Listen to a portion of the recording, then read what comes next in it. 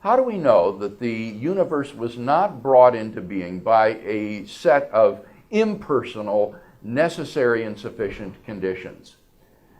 One of the arguments that I've given for why the cause of the universe must be personal is that this is the only way in which to explain how you could have the origin of a temporal effect with a beginning from a cause which exists timelessly and hence eternally.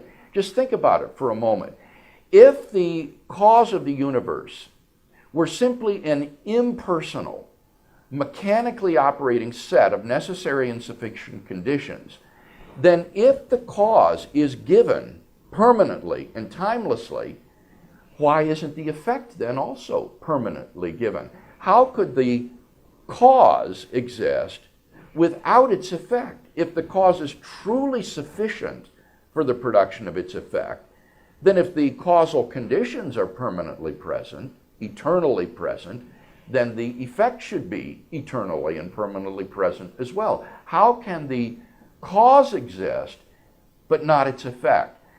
Well, it seems to me that there's only one way out of this dilemma, and that is to say that the cause of the origin of the universe is a personal agent endowed with freedom of the will, who is therefore able to create spontaneously a new effect without any antecedent determining conditions. Philosophers call this kind of causation agent causation.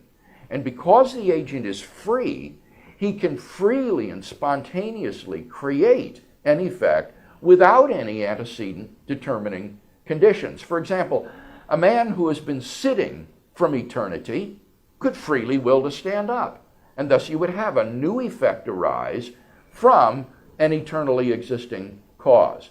So in the case of the origin of the universe, it seems to me that the only way to explain how we can have a temporal effect with a beginning arise from an eternal cause is if that cause is a personal agent endowed with freedom of the will and therefore able spontaneously to create a new effect in time.